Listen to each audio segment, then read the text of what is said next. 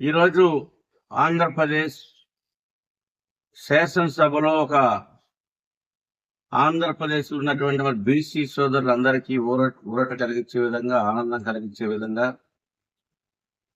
NDA ప్రభుత్వం, గౌరవ ముఖ్యమంత్రి చంద్రబాబు నాయుడు గారు, ఉప ముఖ్యమంత్రి పవన్ కళ్యాణ్ గారు, బీజేపీ రాష్ట్ర అధ్యక్షులు మాధవ్ గారికి బీసీల తరఫున హృదయపూర్వకమైనటువంటి అభినందనలు, ధన్యవాదాలు తెలియజేస్తా ఉన్నాం.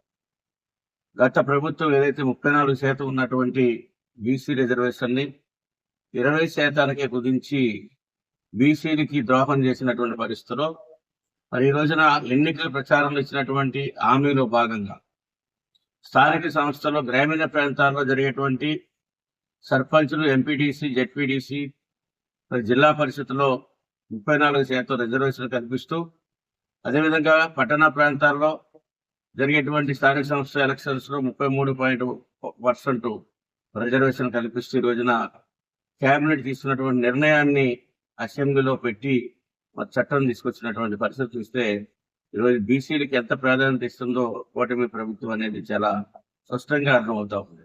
ఏదైతే కోల్పోయినటువంటి 14% ఈ రోజున రాష్ట్ర ఎన్డీఏ ప్రభుత్వం మరి చంద్రబాబు నాయుడు గారి సారథ్యంలో మరి 34%కి తీసుకొచ్చినటువంటి పరిస్థితి చూసి ఆనందం కలిగిస్తూ ఉంది.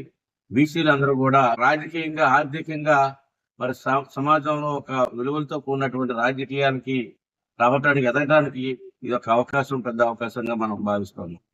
అదే సందర్భంలో స్థానిక సంస్థలను నిర్వీర్యం చేసే విధంగా మరి స్థానికంగా ఉన్నటువంటి ఏదైతే మున్సిపాలిటీలు, మున్సిపల్ కార్పొరేషన్లో ఏదైతే ప్రత్యక్ష ఎలక్షన్ ఉన్నటువంటి దాన్ని 2005లో రాజశేఖర రెడ్డి గారు పరోక్ష ఎలక్షన్ తీసుకొచ్చి స్థానిక సంస్థలను నిర్వీర్యం చేసినటువంటి పరిస్థితిని చూసాం.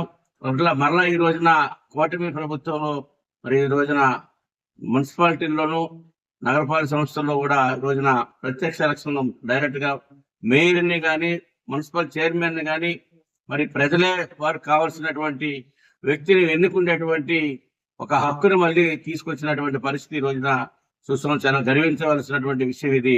ఈ సందర్భంగా రాష్ట్ర ప్రభుత్వానికి, ఎన్డీఏ కూటమి నాయకులకి, రాష్ట్ర ముఖ్యమంత్రి చంద్రబాబు నాయుడు గారికి, ఉప ముఖ్యమంత్రి పవన్ కళ్యాణ్ గారికి, బీజేపీ అధ్యక్షుడు మాధవ్ గారికి అందరికి కూడా హృదయపూర్వకమైనటువంటి అభినందనలు తెలియజేస్తా ఉన్నాం. పట్టణ ప్రాంతాల్లో ఉన్నటువంటి ప్రజలందరూ కూడా మాకు కావాల్సినటువంటి మున్సిపల్ చైర్మన్ ని, మాకు కావాల్సినటువంటి మున్సిపల్ మేయర్ ని మేము ఎన్నుకునేటువంటి హక్కుని ఏదైతే పాత పద్ధతిని తీసుకొచ్చి మరి ఈ రోజున ఒక మంచి పరిపాలనకు నాంది పలికినటువంటి పరిస్థితిలో ఈ రోజున ప్రజలందరూ కూడా దాన్ని హర్షిస్తా ఉన్నారు, దాన్ని స్వాగతిస్తా ఉన్నారు.